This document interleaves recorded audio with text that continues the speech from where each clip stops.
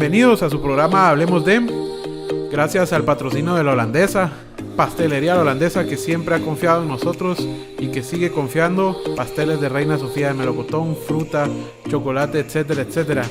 El programa de hoy es un programa súper interesante con un invitado súper interesante. Esta va a ser la primera parte. Es el primer programa que tenemos que se divide en dos partes. El invitado de hoy es Edmond Mulet, que nos va a contar su vida política en Guatemala. Edmond Mulet, ¿cómo estás? Muy buenas noches, muy bien, muchas gracias. Aquí muy contento de estar en este programa y muy agradecido también por este espacio, muy amable. Sí, tenés más o menos la idea de qué es un podcast, de cómo funciona, cómo opera. Los podcasts, un poco como ustedes los patojos son los que saben de esas cosas, ¿verdad? Los millennials y todo.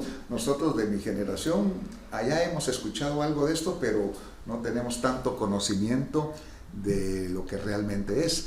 Pero a lo mejor me puedes explicar. No, bueno, pues es un programa que queda grabado, que se sube a diferentes plataformas digitales. Se está poniendo muy de moda, la cuarentena lo vino a poner más de moda aún. Así que... Por supuesto, porque ya no hay acceso a otros medios de comunicación. Correcto. Y se han desarrollado muchos de estos sistemas, ¿verdad? Sobre todo impulsado por jóvenes, he visto. Y lo más importante es que se puede volver a reproducir, así que no es una entrevista de radio que si uno se la pierde, pues ya no tiene chance de volver a escuchar. Es como un periódico impreso, uno lo lee y lo puede volver a leer después. Correcto.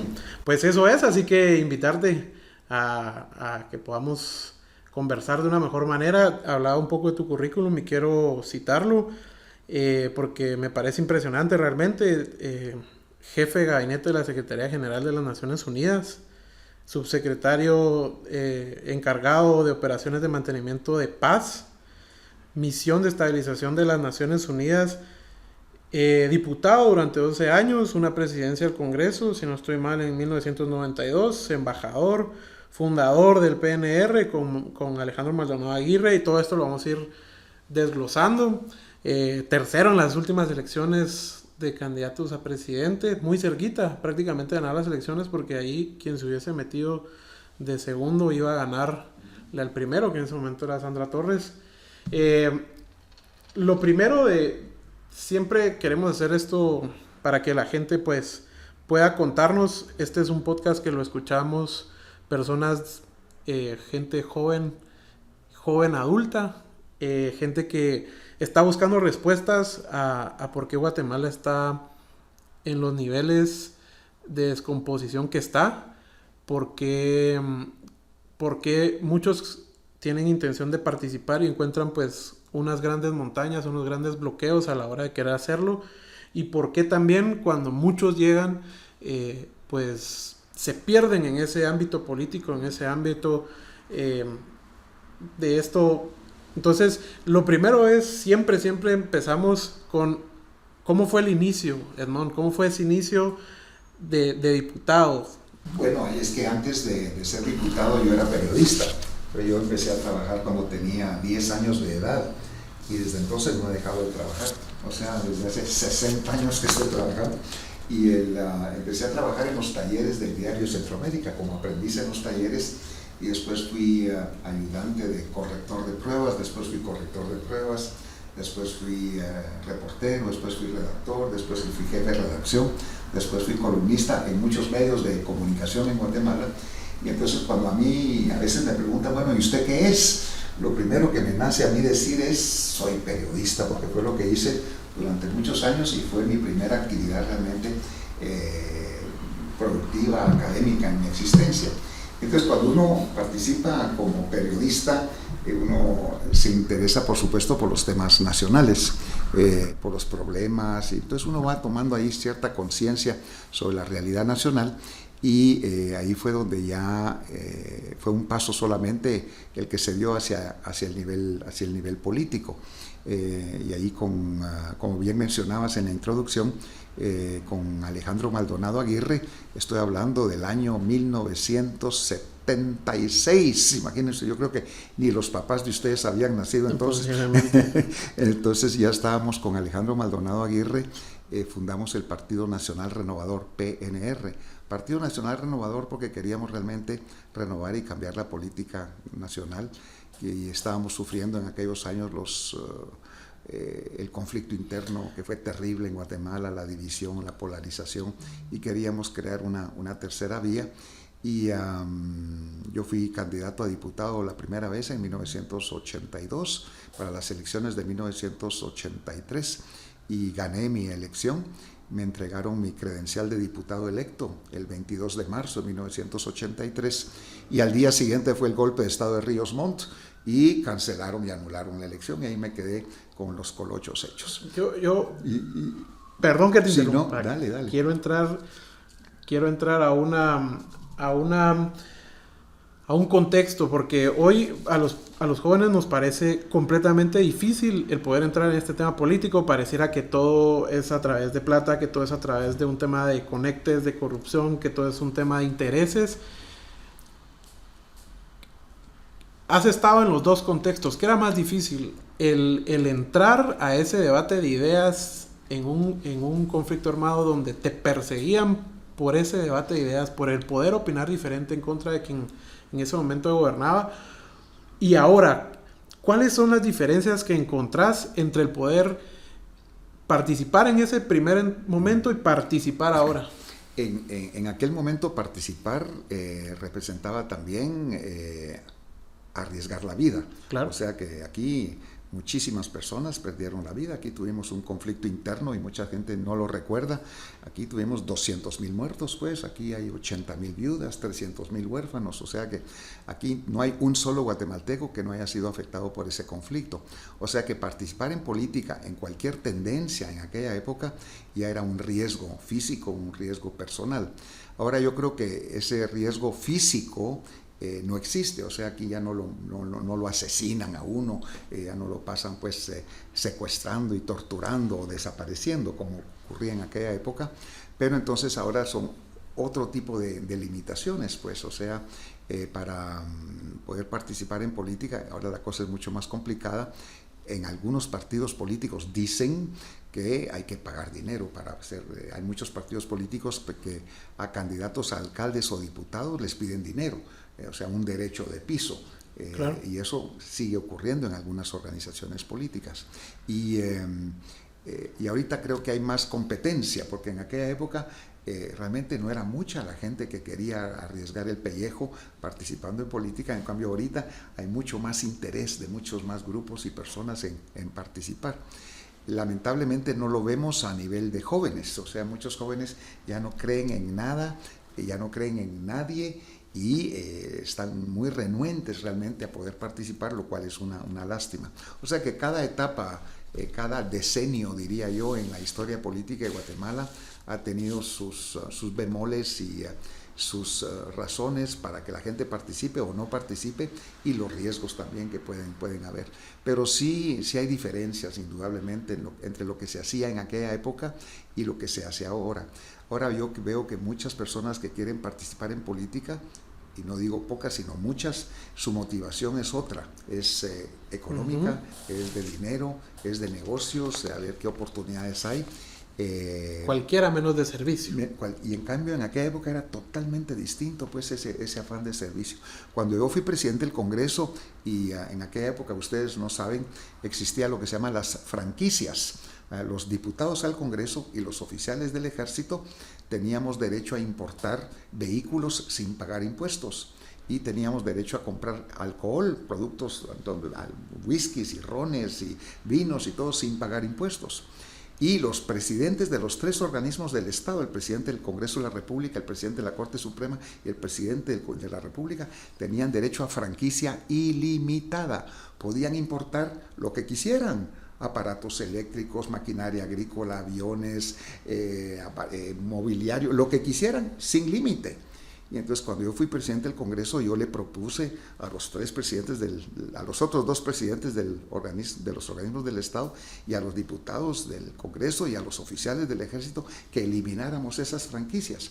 Algunos refunfuñaron, decían no, que son derechos adquiridos y todo, pero al final todo el mundo aceptó que ese tipo de diferencias, de prebendas y de privilegios no eran buenos para la democracia que estábamos tratando de construir y todo el mundo aceptó y se eliminaron esas franquicias. hoy me pregunto, voy al Congreso de la República claro, a proponerles que les vamos a eliminar alguna franquicia, algún privilegio, alguna prebenda que tengan, y me cuelgan de uno de los postes ahí en la 9ª Avenida. parece otra Guatemala. Entonces, las actitudes son distintas, indudablemente. Regresemos a donde te interrumpí, ¿cómo es el llegar en un contexto tan crisposo, tan conflictivo en ese momento? ¿Qué era? ¿Cómo es que logran salir adelante sin ser de esos que secuestraron, amedrentaron o llegaron a asesinar? Bueno, yo tal vez tenía una ventaja por un lado, porque yo me gradué en el Hall, entonces tenía muchos amigos militares, y cuando venían aquellas olas de violencia y represión, algunos de mis amigos militares, que incluso en inteligencia militar me llamaban, me decían: mira, te estás exponiendo mucho, calla la boca, o mejor esta próxima semana, estos próximos 15 días, mejor andate de Guatemala. Y entonces yo me iba a viajes a Costa Rica, México, Estados Unidos, me desaparecía un tiempo. Entonces, gracias a ellos, no sé, tal vez pude salvar la vida, ¿verdad? Entonces, los que estábamos buscando un equilibrio, una posición centrista, centro-derecha, era mantener un equilibrio, no era fácil. Por ejemplo, mi suegro y mi cuñado fueron asesinados por la guerrilla. Yo tuve compañeras mías en la Facultad de Derecho, yo estudié en la Mariano Gálvez, que fueron asesinadas, o compañeros míos periodistas, reporteros, desaparecidos y torturados. O sea que teníamos embates pues de ambos lados. Entonces, mantener un equilibrio centrista no era muy fácil. Y en eso surgió con Jorge Carpio Nicol, que era el director y fundador del diario El Gráfico. Él fundó la Unión del Centro Nacional, la UCN. La UCN, la buena, pues, la original. La de antes, sí, la antes, tradicional, sí, no la que conocemos la original, ahora. no la última que surgió. Y entonces ahí ya participé con Jorge Carpio en la UCN, y él me dio la oportunidad y fui candidato otra vez a diputado. Y ahí ya fue cuando ya fui electo diputado del Congreso de la República la primera vez en las elecciones del 85. Pero eran años de mucha tensión, polarización, de mucho miedo.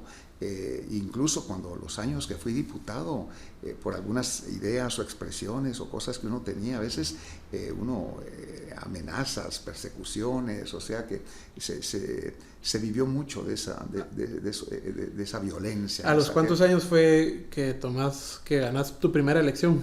Bueno, la primera vez que gané fue en 1983, tenía yo 1983 tenía 22 años. ¿Qué había que hacer en ese entonces para ganar una elección a los 22? Hoy parece impensable tener un diputado a los 22. Yo vivía en San José Pinula, y entonces yo fui candidato por los municipios de Guatemala, y entonces era cuestión de trabajar, de salir, de ir en mi carrito, y no había necesidad de grandes cantidades de dinero. O sea, yo creo que mi campaña no me costó más, en aquella época no más de 1,000 quetzales. O sea, yo hacía unos volantes, cosas, y uno hablando con la gente, organizando y todo. No había necesidad de grandes vallas o campañas publicitarias o radio, televisión, que todas esas cosas se han ido sofisticando cada vez más. Entonces, después fui candidato para la Asamblea Nacional Constituyente y perdí por 300 votos, no gané. Y finalmente ya gané en 1985. Ya me reelegí en las elecciones del 1990.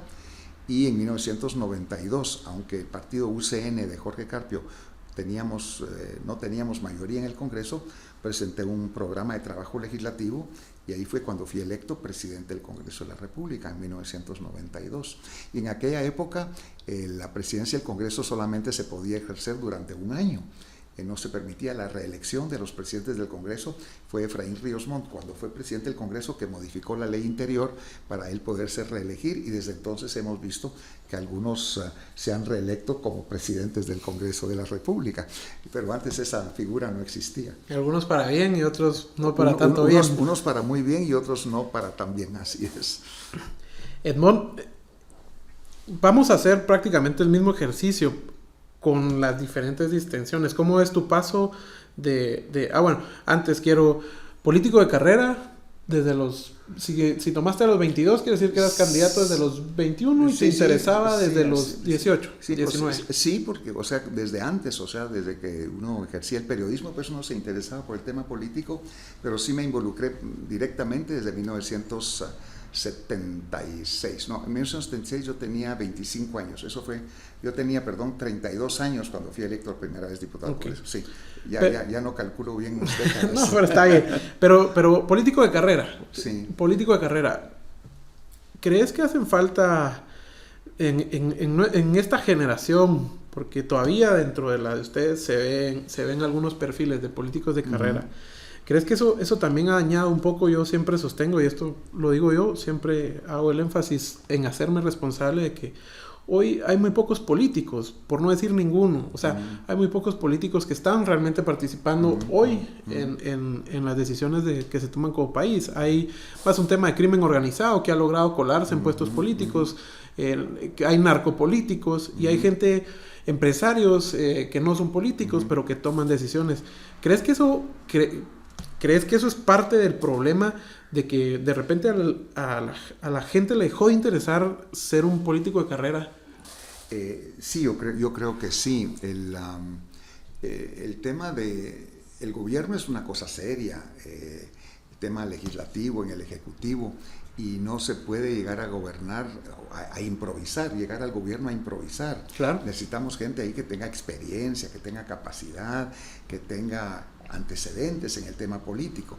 Vemos, por ejemplo, en los últimos gobiernos, a veces yo me pregunto cuando veo los nombres de los ministros que están en el gobierno o de diputados, uno se pregunta, ¿y esa gente de dónde salió?